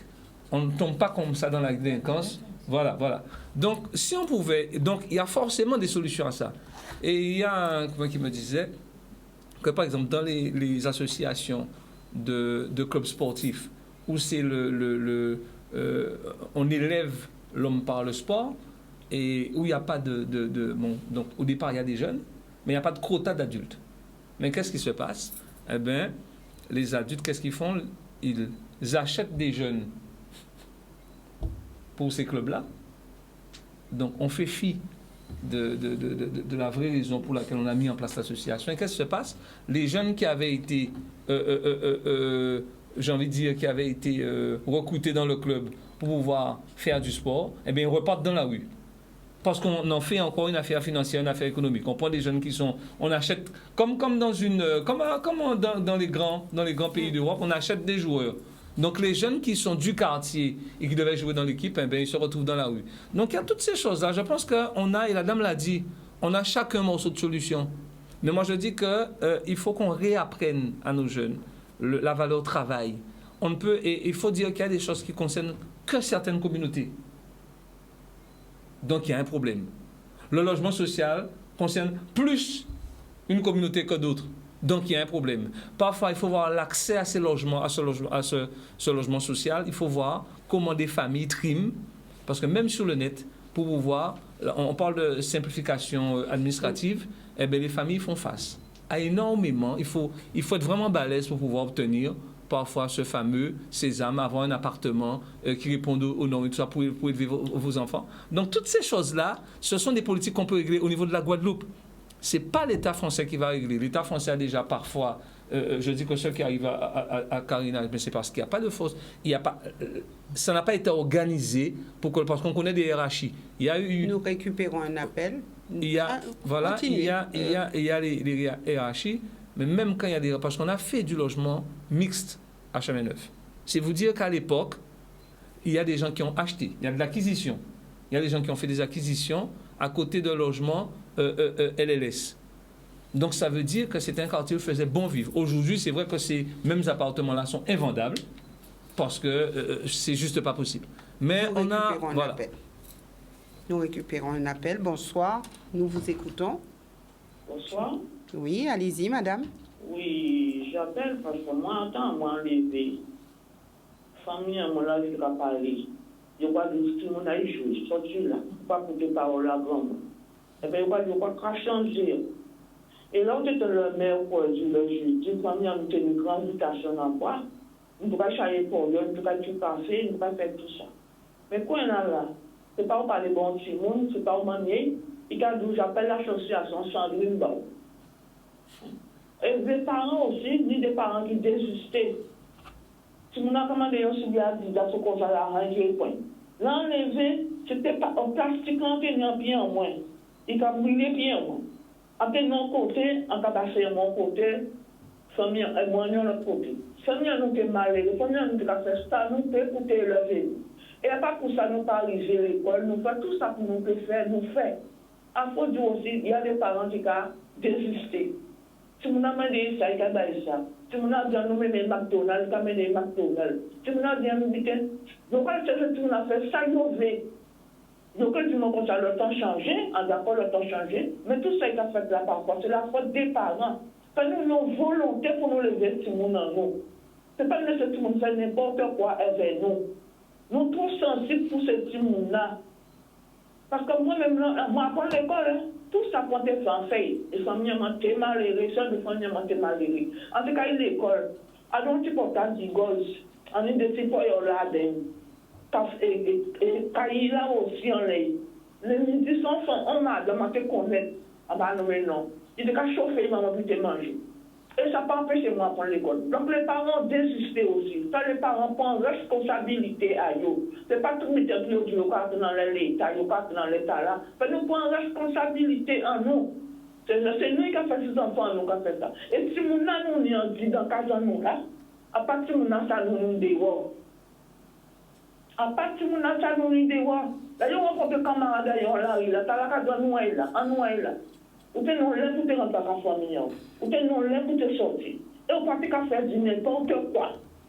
Alors, quoi, là, fait les parents prendre responsabilité à eux aussi. C'est pas moi qui dis, nous partons dans l'État. C'est l'État qui fait ci. Il faut mettre petit en bosse comme nous. Il faut faire ci. Nous faisons prendre responsabilité à nous. Nous, quand partir, nous allons se commettre sur une case pour qu'il y ait un cinéma, pour moi, qui côté. Quand c'est 6 mineurs, dit dans case. Alors, ça nous prend responsabilité à nous. Et là, l'État aussi, quand on le met, il y a l'argent par là. Il y a l'argent par là. Pas même temps qu'il peut laisser si nous avons l'argent là. C'est donc que nous avons mangé l'argent là. Excusez-moi, encore dans quel cas, regardez-moi. Mais fais-nous raisonnable. Et fais-nous ça sans nous faire pour nous lever tout le monde. À part l'État qui fait, à part l'État qui levé. Merci, madame. Merci beaucoup, Anaëlle. Une réaction. Alors, ça me fait beaucoup rire parce qu'elle a raison d'une part, mais je serais... Enfin, je ne peux pas dire qu'elle a raison et de ne pas être d'accord. Je dirais que je ne suis pas d'accord. C'est vrai, avant, on a évolué d'une façon, on a été éduqué d'une façon et bien sûr, la vie change. Je pense que si tu as vécu dans la misère, tu n'as pas envie que tes enfants vivent aussi dans la misère. Donc, il y a aussi une cassure par rapport à ça. C'est-à-dire que quand on a été trop rigide avec toi, tu deviens peut-être laxiste avec tes enfants. Ou quand tu as été élevé dans la misère, eh bien, tu donnes tout à tes enfants, tu as des enfants gâtés. Donc, je pense qu'il y a aussi cet effet-là qui s'est passé au cours des années. Mais je voudrais évoquer juste quelque chose avec vous. Parce qu'on a évoqué beaucoup de choses et je pense que la violence aussi est due à cet effet-là, ça. Ce qu'on appelle la pyramide de Maslow. J'ai appris ça en formation. À la base, je suis animatrice d'enfants et j'ai changé de métier parce que les enfants ont évolué et je n'ai pas évolué avec eux. Je ne vais pas dire que c'est devenu trop compliqué. Mais je ne vais pas m'égarer. Bref. Donc, la pyramide de Maslow, on part d'une base qui est le besoin, comment on appelle ça? Physiologique. Donc, le besoin physiologique, on parle de se nourrir, manger, se loger. Donc, quand on a ça, on passe à l'autre étape. Si tu n'as pas ça, tu te bats pour avoir ça. Donc, si certaines personnes sont encore dans le besoin physiologique, on a parlé tout à l'heure de ça, c'est que tu fais face à une violence. Donc, tu peux devenir violent face à ça. Après, tu passes à l'autre étape, la sécurité. Donc, tu as besoin de stabilité, donc d'emploi, d'un environnement stable, donc conditions de travail adéquates. Donc là, tu es dans l'autre strate, donc dans la deuxième étape. Si tu es à cette étape-là, tu passes à l'autre étape. Donc, la même chose. Tu n'es pas à cette étape-là, tu veux passer à l'autre étape supérieure, tu es en difficulté, tu peux faire acte de violence. Ensuite, tu as besoin d'appartenance. Donc, tu veux être intégré dans un groupe, tu veux être informé sur la vie de l'entreprise. Enfin, généralement, on parle de ça dans l'entreprise. Donc, on va parler d'être intégré. Tout à l'heure, j'ai évoqué plusieurs strates dans la société. Donc, les timalérés, les riches et les personnes, on va dire, modestes. Tu veux être intégré dans un groupe. Tout à l'heure, on a parlé des effets c'est les auditeurs aussi qui ont parlé de ça, du m'as-tu vu. Tu veux être intégré dans une société, tu veux être intégré dans un groupe. Si tu n'as pas les Nike, si tu n'as pas Lacoste, tu ne peux pas être intégré dans le groupe. Donc, il faut que tu aies ça. Si tu n'as pas ça, tu es face à une violence. On va parler comme ça, tu es face à une violence. Donc, tu veux avoir ça à tout prix. Tu veux intégrer, enfin, on a parlé encore de m'as-tu vu, tu veux la chaîne en or, tu veux avoir de l'argent, tu veux être intégré dans un groupe qui a ça. Tu vas tout faire pour y arriver et tout faire, parfois, contre certaines valeurs, entre guillemets. Ensuite, là, pour continuer, on va passer à l'autre stade, l'estime de soi. Donc, reconnaissance. Tu as besoin d'être reconnu, tu te sens bien. Là, on passe vraiment à l'étape supérieure. Et dans cet état-là, si tu t'estimes, tu n'as pas besoin d'user de violence. Donc, on passe ensuite à l'accomplissement de soi. Quand quelqu'un est accompli, il n'a pas besoin d'user de violence, il est bien dans sa vie. Tu peux être modeste et être dans l'accomplissement de soi. Tu peux être riche et être dans l'accomplissement de soi. Tu peux être pauvre, mais te contenter de ce que tu as. Tu es dans l'accomplissement de ce que tu veux être. Moi, je ne veux pas être riche. Je veux être bien. Je veux être juste bien. Je ne veux pas survivre. Je veux être bien. Je ne veux pas être riche, mais être accompli, faire des choses qui me plaisent, être dans une vie qui me plaît, aller là où je veux, là où qui me plaît. Donc, pour arriver à cette étape-là, vous voyez bien qu'il y a 1, 2, 3, 4, 5 étapes à franchir pour un humain, pour une personne. Donc, je voulais parler de ça parce que je pense que ça a à voir avec le thème de ce soir. Je pense que c'est pas, pour parler proprement, c'est pas con de ne pas en parler. Voilà. C'était juste ce que je voulais évoquer. Merci Anaëlle. Nous récupérons un appel. Bonsoir, nous vous écoutons. Bonsoir Madame Boisset, bonsoir vos invités. Je viens intervenir déjà pour dire à Madame Chevry que s'agissant du centre qui était à l'époque un centre où quand il y avait des jeunes qui n'obéissaient pas à leurs parents, ce centre a été fermé tout simplement. Il y a eu 2 tournements de fonds. Et j'étais assez surpris parce que j'avais rencontré quelqu'un qui travaillait dans cet organisme qui fonctionnait très bien. Et quand il y avait des enfants qui n'écoutaient pas leurs parents, eh bien, on les mettait à Saint-Jean-Bosco. Et c'est vrai, quand ils ressortaient de Saint-Jean-Bosco, on ne reconnaissait plus ces jeunes-là. Ils devenaient droits comme un piquet. Donc, le problème aussi concernant la délinquance en Guadeloupe, nous avions une situation de délinquance qui a pris une telle élan en Guadeloupe depuis un certain nombre d'années. Les politiques s'en foutent, tout le monde le voit, mais s'en foutent. Nous avions un problème d'immigration en Guadeloupe, nous avions un problème de drogue, nous avions un problème d'armes qui s'épilent. Je suis quand même assez choqué de voir que nous avons des représentants politiques. La chose nous crève les yeux et que ces messieurs, ils restent inertes. On dirait que ce n'est pas leur problème. D'accord? Parce que vous avez dit vous-même que la Guadeloupe, il y a quelques années, tout le monde marchait droit. Pourquoi nos parents, même s'ils avaient 10 enfants, les 10 enfants, ils s'en occupaient. Ils faisaient tout pour que leurs enfants réussissent dans la scolarité. Donc on avait une éducation, et l'éducation c'est la base dans une société.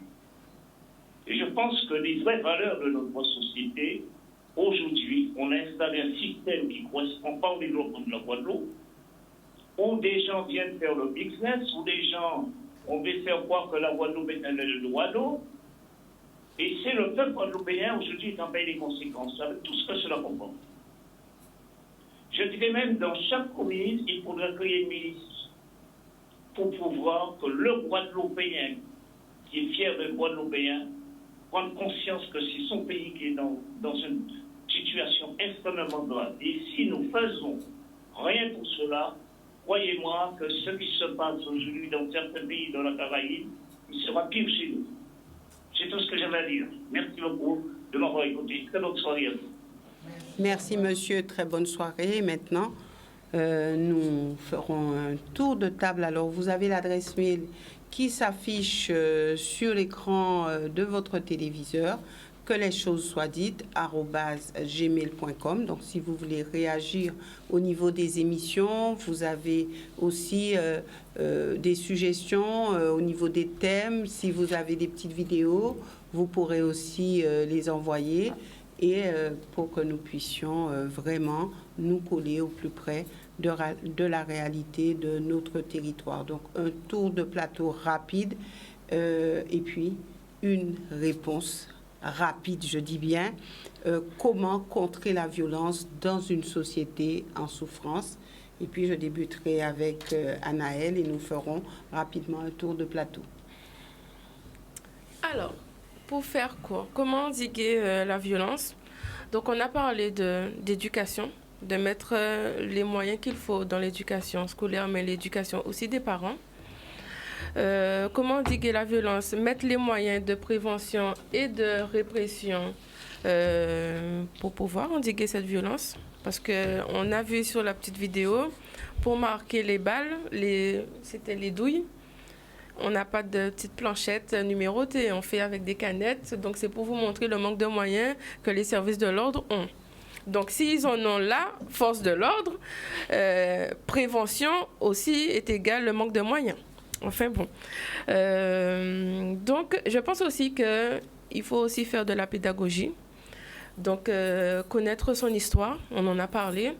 Valoriser l'enfant, quel qu'il soit. Un enfant qui s'estime, un enfant qui a confiance en lui, c'est un enfant de demain, un enfant guadeloupéen fort de demain. Donc je pense que ça passe aussi par là. Et mettre les moyens associatifs pour, les moyens de l'État pour, les moyens aux parents. Et voilà, je pense qu'il faut passer par là, en tout cas, pour endiguer la violence en Guadeloupe. Merci beaucoup, Anaëlle. Marvin? Alors, je voudrais rebondir sur le fait de violence qu'il y a eu ce week-end. Le meurtre sur l'îlet et les causes. Alors, pour rebondir sur ce fait-là, je voudrais parler de la consommation. En fait, il y a des produits de consommation aujourd'hui qui attirent l'œil et qui sont convoités.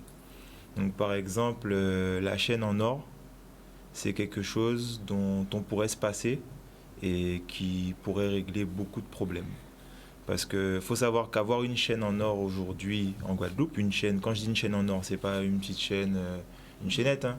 Avoir une chaîne en or à 1 500 €, 2 000 €, 3 000 €, en Guadeloupe, c'est sujet à convoitise. Et le problème aujourd'hui, c'est que quand on va essayer de vous voler la chaîne en or qui a cette valeur, eh bien, on peut vous tuer pour la prendre. Pour ne pas avoir à se battre, on peut vous tuer. Et je ne sais pas comment ça s'est passé ce week-end, mais je sais que moi, je ne mettrai pas de chaîne en or dans mon cou parce que déjà, je tiens ma vie en Guadeloupe. Et je sais qu'il y a plusieurs Guadeloupes. Donc, même si je pouvais m'acheter une chaîne à 2 000 €, 3 000 €, eh ben, je ne le ferai pas parce que je sais que sortir avec cette chaîne, ça implique qu'il y aura des contrevenants et peut-être que je vais me trouver dans des situations où eh ben, je vais devoir défendre ma vie par rapport à un bien. Donc, je voulais parler de la chaîne en or. Je voulais parler du scooter, par exemple, le T-Max. On sait que c'est un scooter qui est très convoité et qui est très volé. Donc, pareil, avoir il y a des types de véhicules qu'il faut laisser parce qu'en fait, sur notre territoire, c'est valable pour le scooter 50 cm3 et c'est valable pour la grosse cylindrée de T-Max. Donc, en fait, il y a des véhicules et il y a des objets de valeur qu'il vaut mieux laisser tomber pour privilégier en fait sa santé et sa vie en Guadeloupe. C'est à ce stade qu'on en est et il faut en être conscient. Donc c'est l'élément que je voulais mettre en avant pour être court, donc pour la réflexion. Merci Marvin. Evita? Oui, je voudrais rappeler simplement que nous devons choisir pour nous-mêmes, ce que nous voulons que soit ce pays-là. Et qu'en fait, il faut arriver, la France n'y arrive pas, mais nous, on peut y arriver, à vraiment allier la prévention, mettre vraiment l'accent sur la prévention. Il faut aider, tout à l'heure, il y a eu des témoignages formidables au téléphone, il faut aider les parents en difficulté d'éducation. Il faut pouvoir les accompagner et je pense que les mères ont un rôle important à jouer parce qu'ils doivent avoir un contact direct, selon moi, avec ce qui se passe à l'école pour pouvoir tout de suite repérer les enfants en difficulté qui expriment leur mal-être et pour pouvoir justement les accompagner et les aider. Et puis, comme je l'ai dit tout à l'heure, il faut former les maîtres aussi à nos méthodes pour que nos enfants apprennent à vivre ensemble. Il faut les ancrer dans l'estime de soi, etc. Nous sommes d'accord sur tout ça. Et il faut aussi reconnaître qu'on a besoin aussi de répression, ou du moins d'une réponse de la société à des actes de délinquance pour qu'ils apprennent à ces jeunes quand même les limites. Alors, on a parlé de Serge Bosco tout à l'heure, le monsieur a expliqué ce qui s'était passé. Et moi, je voudrais juste, en quelques mots, expliquer aussi ce qui se passe dans les prisons. Parce que la prison en Guadeloupe, contrairement à ce qu'on peut penser, la prison en Guadeloupe n'est pas du tout, comme on dit, un hôtel 5 étoiles. C'est-à-dire que vous rentrez en prison et vous vous retrouvez à la maison d'arrêt dans des cellules, les cellules prévues pour 2 personnes, vous êtes au moins 4 ou 6, avec des matelas par terre. C'est le principe, d'ailleurs. Et qu'est-ce que vous faites dans une maison d'arrêt? Vous ne sortez pas, on vous apporte même le repas, vous mangez là, vous êtes ensemble. Et c'est ça qui est grave, alors que c'est interdit par toutes les conventions internationales que la France a signées, les petites peines en Guadeloupe se retrouvent à coucher sur un matelas à côté des peines beaucoup plus importantes, ce qui est totalement interdit. Donc toute la journée, vous imaginez, on entend quelqu'un qui a commis un crime, qui va devant la cour d'assises et qui se retrouve avec un jeune qui est condamné à une petite peine. Et ça, les gens ne se sont pas encore rendus compte de l'importance de l'organisation de la prison, parce que quand un jeune, quand je dis jeune délinquant, c'est-à-dire qu'il a commis ses premières infractions, obligatoirement, il y a de 90% de chances qu'il sorte encore plus dangereux qu'il n'était rentré. Et surtout, il apprend la fierté aussi d'aller en prison parce qu'on devient un boss. Si on n'est pas devenu la popote des autres, c'est ce qui se passe. Ils deviennent des boss parce qu'ils sont auréolés du fait d'avoir été en prison. Et la prison, c'est quelque chose d'essentiel pour, pour aussi brimer et rompre le côté infernal de la délinquance. Malheureusement, on ne prend pas ça au sérieux. Et je tenais à dire, parce que le monsieur a parlé d'immigration, je voudrais terminer par ça. C'est vrai que la surpopulation aussi de la prison en Guadeloupe est due au fait qu'il faut le dire aussi, qu'il y a beaucoup d'étrangers en prison et que nous ne sommes pas encore arrivés à une chose élémentaire qui consiste à passer des conventions avec la Caraïbe afin que ceux qui sont condamnés chez nous, les étrangers, fassent leur peine dans leur pays. Voilà. Voilà, rapidement. On va rapidement dire que nous sommes, c'est vrai que l'intervenant tout à l'heure, il a signalé, a précisé qu'il y avait un problème sur tout ce qui est migration et tout ça, parce qu'on est sur un petit territoire. L'État sait faire. Parce que là, c'est régalien, c'est la sécurité, et d'ailleurs, l'a noté, lorsqu'on voit des policiers mettre des canettes, on n'a jamais vu ça nulle part. Et c'est comme si nos policiers scientifiques arrivaient avec des sachets poubelles, voilà. C'est juste pas normal. Donc, je dis qu'il y a une question de moyens, et l'État sait faire. Un petit territoire comme le nôtre, c'est maintenant. Mais il ne faut pas attendre parce que là, on a atteint des pics de violence qui sont juste pas... C'est plus viable. Mais les choses peuvent encore être réparées. Mais c'est demain, lorsque nous sommes à la veille d'intelligence artificielle, de certaines... on est déjà avancé dans le monde, dans les technologies, et qu'on soit encore en train où les policiers n'ont pas les moyens, où les douaniers n'ont pas les moyens, où ceux qui gardent les côtes n'ont pas les moyens, parce qu'on est quand même une île, donc on ne sait pas où rentre. On peut juguler ça, sauf qu'il faut qu'il y ait une volonté politique. Une volonté politique à la fois de nos politiques, mais on sait aussi qu'ils n'ont pas cette compétence, donc aussi en travaillant main dans la main avec les services de localité de l'État en place pour dire que ça devient quelque part, j'ai envie de dire, la préoccupation première aujourd'hui de l'île, c'est-à-dire refaire que cette île-là retrouve sa sérénité, comme Evita l'a dit. Mais on vous dira aussi que le statut de la Guadeloupe ne le permet pas. Non, c'est vraiment pas pour le statut. Je dis, c'est ce qui est répondu à chaque fois qu'on dit qu'il y a quelque chose à C'est faire. les conventions avec la Caraïbe, on peut le faire. Oh, tout à fait. Tout à fait. Merci. Voilà. Merci à vous d'être venus sur ce plateau. Merci Anaël, merci Marvin. Et puis de l'autre côté du plateau, je ne dis pas merci puisque c'est le noyau dur de cette émission. Donc, ils ont l'habitude d'être là.